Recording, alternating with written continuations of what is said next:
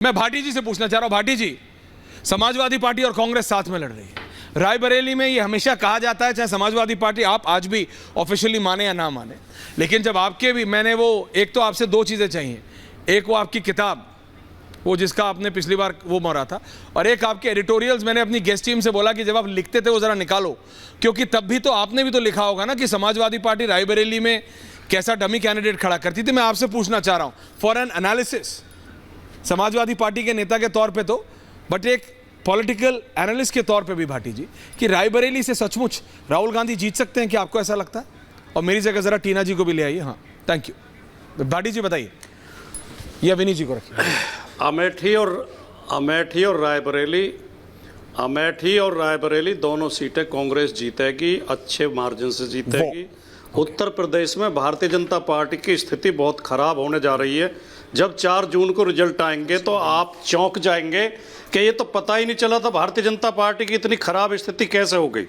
क्योंकि उत्तर प्रदेश में इंडिया गठबंधन के कांग्रेस और समाजवादी पार्टी के जो मुद्दे हैं उन्हें लोग पसंद कर रहे हैं, वो जन जन तक पहुंच गए हैं। जो दोनों पार्टियों के घोषणा पत्र हैं, कांग्रेस के घोषणा पत्र का प्रचार इतना कांग्रेस ने नहीं किया जितना माननीय मोदी जी कर रहे हैं रोजाना। और माननीय मोदी जी और उनकी टीम, उनके प्रवक्ता और उनके नेता जितना कांग्रेस का और राहुल गांधी का रोजाना प्रचार कर रहे हैं, राहुल गांधी राहुल गांधी राहुल गांधी सुबह शाम, तो उससे उसका लाभ कांग्रेस को चुनाव में मिल रहा है, इंडिया गठबंधन को मिल रहा है। जो समाजवादी पार्टी और इंडिया गठबंधन ने महंगाई, बेरोजगारी, भ्रष्टाचार, किसानों की आय बढ़ाएंगे, एमएसपी की गारंटी देंगे, रोजगार देंगे, फौज में स्थायी भर्ती करेंगे, रेलवे की बंद हुई भर्तियों, आ रहा हूं अजय जी, आ रहा हूं, ये तमाम जो मुद्दे उठाए हैं उन्हें मतदाता पसंद कर रहे हैं। और ये जो बीजेपी के, आप मोदी जी के भाषण सुनिए, आपके पास 2 भैंस हैं, एक भैंस कांग्रेस छीन ले जाएगी। 11 करोड़ भैंस हैं भारत में, 5.5 करोड़ भैंसों को कहां बांधेगी कांग्रेस, समझ में नहीं आ रहा। एक देश का प्रधानमंत्री, ये भैंसों वाला ग्राफिक्स भी बनाना पड़ेगा धीरज। मकान में 4 कमरे हैं, ये वाली बात बढ़िया करिए। ये धीरज और शुभम सुन लो, मैं अपने टीम को बता रहा हूं, ये 2 कमरे भैंसों वाला ग्राफिक्स भी बनाना पड़ेगा कि 11 करोड़ भैंसे हैं, 5.5 करोड़। हाँ, ये वाला ग्राफिक्स धीरज। कल को ये भी कह सकते हैं, आ रहा हूं अजय जी, 4 बेटे हैं, अजय जी आ रहा हूं। कल को ये भी कह सकते हैं कि किसी के 4 बेटे हैं तो 2 बेटे कांग्रेस छीन ले जाए। अरे चाइना से कॉन्ट्रैक्ट कांग्रेस ने किया था, बीजेपी ने नहीं किया था। हाँ, ये चाइना में होता है, दूसरा हो गया तो ले जाती है कांग्रेस। हाँ, वो चाइनीज। हाँ, अजय आलोक जी काउंटर कर रहे हैं, विनीत जी आ रहा हूं। कोई काउंटर ग्राफिक्स मेरी जगह है। ऐश्वर्या जी, मुझे समझ में नहीं आता, भाटी जी को रह रहे कि भैंस क्यों आ जाती है? आजम खान को भूल नहीं पाए हैं। अरे जेल में है आजम खान। भाई किसान नेता है, पूरा उत्तर प्रदेश नहीं भूल पाता है भाई, पूरा प्रशासन ढूंढता था। मोदी जी से पूछना चाहिए आपको, पूरा प्रशासन ढूंढता था आजम खान की भैंसों को। तो ये इनका गवर्नेंस है ना। अच्छा, एक मिनट सुन लीजिए ना, मोदी जी से तो पूछते ही रहिएगा, आप पूछ ही रहे। क्विक रिस्पांस अजय जी, अभी रत्नाकर जी बोलना। अरे मैनपुरी, आजम खान, मैनपुरी और कन्नौज का सोचिए, वहीं पे पानी पी रहे हैं, हाफ रहे हैं, चलने लायक स्थिति नहीं है। कहाँ अमेठी और रायबरेली पहुंच गए। समाजवादी पार्टी वही मैनपुरी कन्नौज में उलझी हुई है कि वो दोनों सीट कहां से निकलेगी, वहां हारने जा रहे हैं। बात कर रहे हैं अमेठी और उसकी रायबरेली की। आप गारंटी दे सकते हैं कि 5 सीट आएगी। भाटी जी, मैं मुंह पर चैलेंज कर रहा हूं, 5 सीट गिनवा दीजिए जो जीत जाएंगे। यूपी में सबसे ज्यादा मार्जिन से मैनपुरी बहुत सबसे ज्यादा मार्जिन से जीतेगी। वहीं हाफ रहे हैं, वहां से बाहर निकल नहीं पा रहे हैं, आगे अमेठी रायबरेली करने। देख लेते हैं सर कौन कहां से जीतता। रत्नाकर त्रिपाठी, विनीत गोयनका, टीना जी और राजकेश्वर सिंह जी। राजकेश्वर जी आ रहा हूं सर आपके पास, आपका भी फ्रेम आ गया मेरे पास। विनीत गोयनका मैं आ रहा हूं, लेकिन रत्नाकर त्रिपाठी जी, ये रायबरेली से कहां से इतना कॉन्फिडेंस आ रहा है? और अगर इतना कॉन्फिडेंस था, यही मैंने रेणु जी से भी पूछा, तो भैया अमेठी से ही लड़ लेते। थोड़ा जरा पत्रकारों को भी थोड़ा जरा कुछ खबर मिल जाती भाई। राहुल गांधी वर्सेस स्मृति ईरानी, भाई कुछ तो न्यूज रहती भाई। रायबरेली से आप जब आप इतने ही कॉन्फिडेंट हैं, जिससे पूछो अरे अमेठी भी जीत रहे हैं, रायबरेली भी जीत रहे हैं, जब जीत ही रहे हैं तो लड़ ही लेते ना। सवालिया निशान काहे छोड़ दिए त्रिपाठी जी? जरा देख लेते किसमें कितना है दम। अच्छा, पहले ये तय कर लीजिए कि आप बीच में नहीं बोलेंगे। आप बोलिए, टाइम मत वेस्ट कीजिए Tripathi ji please, thank you. क्योंकि आपकी आदत हो गई है कि you started wasting so much time Tripathi ji, it doesn't work that way. बोलिए प्लीज। तो मैं बताऊं आपको, हाँ छोड़िए ना, जो सत्य है वो बोला तो आपको बुरा क्यों लगता है? मैं आपको बता रहा हूं, आपने कभी नरेंद्र मोदी से पूछा कि उनको गुजरात में क्या डर लगा जो बनारस चले आए?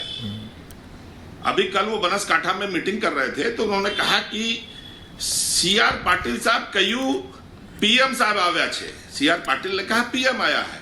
अरे PM तो गुजरातनी बार होए छे, અહીંયા तो नरेंद्र भाई આવ્યા છે, यहाँ तो नरेंद्र भाई आया है, तो नरेंद्र भाई क्यों यहाँ चले आए? तो आपने कभी नहीं पूछा कि उनको सबसे धार्मिक पीठ सबसे सुरक्षित लगी हिंदूवाद के लिए तो यहाँ चले आए। ये भी पूछिए ना उनसे, उनका यहाँ मकान नहीं है, दुकान नहीं है, जमीन नहीं है। रविंद्रपुरी में एक मकान में उन्होंने किया था, भीड़ बढ़ने लगी तो गुरुधाम चले गए, कल को यहाँ से झोला उठाएंगे वापस गुजरात चले जाएंगे। आप तो नहीं पूछे। राहुल गांधी और उनका परिवार, आप कहते हैं ना पारिवारिक सीट है, उनके मकान भी वहां है, दुकान है नहीं, रहने की जगह भी वहां है, वो वहां चुनाव लड़ रहे हैं। और रही बात भैंस की अजय आलोक जी ना, तो गरीब आदमी है लोग, समाजवादी, वो भैंस चढ़ते हैं तो उनकी भैंस पुलिस खोजती है, यूपी पुलिस।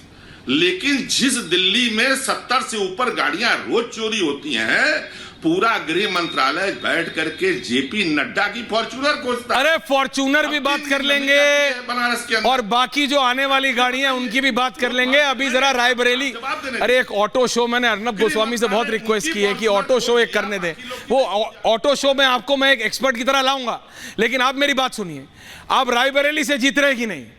आप मेरे को इतना बताइए। और अमेठी से क्यों भागे भाई? अमेठी से क्यों भागे राहुल गांधी, इसका बताइए। आपको जगत प्रकाश नड्डा की फॉर्च्यूनर की बहुत चिंता है, मैं जानता हूं। पॉइंट पे रहिए रत्नाकर जी प्लीज। थैंक यू, बोलिए।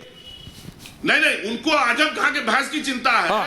जिस पे आजम का चढ़ते तो मैंने कहा तो करता होगा, या उनका हर कि मेरी टीम भैंसों का भी ग्राफिक्स बनाएगी। अब हाँ, जिस गाड़ी कहां कांग्रेस रख रही है 5 करोड़ भैंस? बच्चे आते हैं, वो गृह मंत्रालय खोज रहा है। ओके, गजब आप बात कर रहे हैं। आप जहां फंसते हैं बीच में टोकने लगते हैं। अरे मैं नहीं फंसता हूं गुरु, मेरे को क्या मतलब है? भाजपा बताएगी कि हम लोग अमेठी से लड़ेंगे कि वहां से लड़ेंगे रायबरेली से? जनता बताएगी। भाजपा को अगर लड़ता है, भाजपा कांग्रेस नहीं, जनता बताएगी गुरु। तो बनारसी आदमी हैं आप जानते हैं। बीजेपी के कहने से, कांग्रेस कहने से कुछ नहीं, जनता बताएगी। Vineet Goenka okay, Tripathi ji I will come for second round. Okay Vineet चुनाव बाद अरे देख लेते हैं गुरु जी। टीना जी आ रहा हूं। हाँ thank you. Aishwarya ji, Rajkeshwar ji right after this. Definitely thank you. Aishwarya ji Ram Ram आपको, सभी दर्शकों को और सभी कोपनर्स को भी राम राम।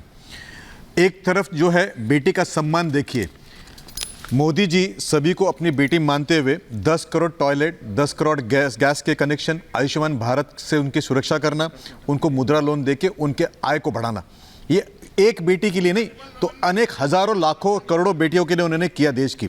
और दूसरी तरफ एक माँ को देखिए जो 2 बेटियों को भी नहीं संभाल पाए। मैं 2 बेटियों की बात कर रहा हूँ, प्रियंका चतुर्वेदी की और प्रियंका वाड्रा की। प्रियंका चतुर्वेदी जी ने इसलिए कांग्रेस छोड़ा क्योंकि उनका अपमान हुआ था कांग्रेस में, और प्रियंका वाड्रा को इसलिए छोड़ दिया गया था क्योंकि माँ को बेटी से ज़्यादा बेटा प्यारा था। और रही बात जहाँ तक कि ये रायबरेली में लड़ने की, तो रत्नाकर जी एक कहावत है, जो बोए बेड़ बबूल का आम कहाँ से होए। आपने इतनी नफरत जाति में बांटा, धर्म में बांटा देश को, कि कहाँ से आपको वोट मिलेगा? आप कहीं से भी लड़ लीजिए। और मेरा चैलेंज ये है, माँ को, बहन को, बेटे को साथ में लड़वा दीजिए। अगर कोई प्रोविजन है तो प्रोविजन बना लीजिए, तीनों कैंडिडेट को साथ में लड़ा लीजिए। इस बार तो हार जाएंगे। कॉन्स्टिट्यूशन